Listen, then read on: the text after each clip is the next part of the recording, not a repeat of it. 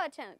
ఐశ్వర్య మీనన్ ఈమె తమిళ్ ముద్దుగుమ్మ అయినప్పటికీ తెలుగులో అడపాదడపా సినిమాలు బాగానే చేసింది. ఇక రీసెంట్గా జరిగిన ఒక మూవీ ప్రమోషనల్ వీడియోలో ఈమె కొన్ని విషయాలు ఆమె గురించి ఆసక్తికరంగా చెప్పిందనమాట. అయితే సిద్ధార్థ లవ్ ఫెయిలియర్ సినిమాతో ఈమె కెరీర్ స్టార్ట్ చేసింది. 12 ఏళ్ళుగా ఇండస్ట్రీలో ఉన్నప్పటికీ తనకి అడపాదడపా అనేనే సినిమాలు వచ్చాయి. దాని తర్వాత మంచి సక్సెస్ అయితే తను అనుకున్న స్థాయిలో ఎప్పుడూ చేరలేదు. అంతేకాకుండా రీసెంట్గా వచ్చిన మన నిఖిల్తో జోడీగా స్పై సినిమాలో ఈమె యాక్ట్ చేసింది. ఇందులో మంచి స్టైలిష్ క్యారెక్టర్లో కనిపించింది, అందరినీ మెప్పించింది కూడా. ఇప్పుడు మరొకసారి ఆమె అవకాశాలన్నీ అందుకుంటుంది, లైనప్ చేసుకుంటుంది. ఇంకా ఇటు తెలుగు తమిళ్ అంటూ తేడా లేకుండా అన్ని భాషల్లో దూసుకెళ్తుంది ఈ ముద్దుగుమ్మ. అయితే తమిళనాడులో ఈరోడ్లో ఈమె గృహం అంట. అయితే అక్కడ మిడిల్ క్లాస్ ఫ్యామిలీ నుంచి వచ్చిన ఈ అమ్మాయి ఇంకా కాలేజ్ డేస్ నుంచే మంచి కమర్షియల్ యాడ్స్ చేసేదంట. దాని తర్వాత అక్కడ నుంచి తను సినిమాలపై ఇంజనీరింగ్ తర్వాత పూర్తి ధ్యాసని పెట్టిందంట.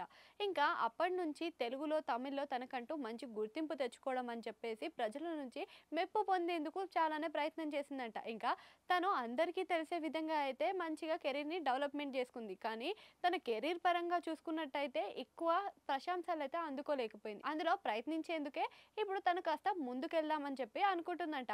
ఇంకా స్పై మూవీ తర్వాత తనకి తెలుగులో చాలా ఛాన్సెస్ వచ్చాయి. అయినప్పటికీ ఒక సెలెక్టివ్ కంటెంట్ని తీసుకుందామని చెప్పి ఇన్ని రోజులు గ్యాప్ ఇచ్చిందంట.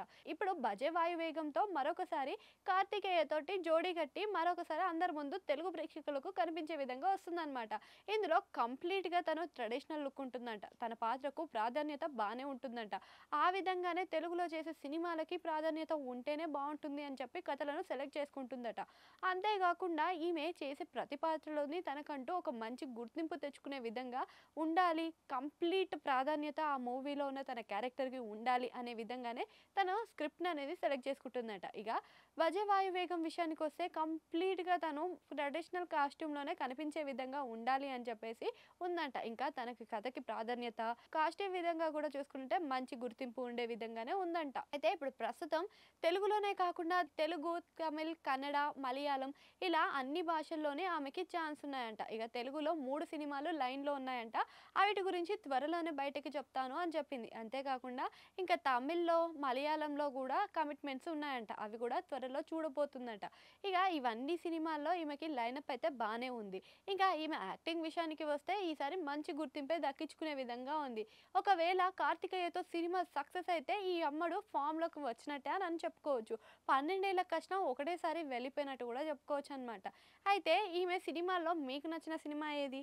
అది ఏదో కామెంట్ సెక్షన్లో కామెంట్ చేయండి. అట్లనే గంట సింబల్ ఉంటుంది, దానిలో నొక్కేయండి.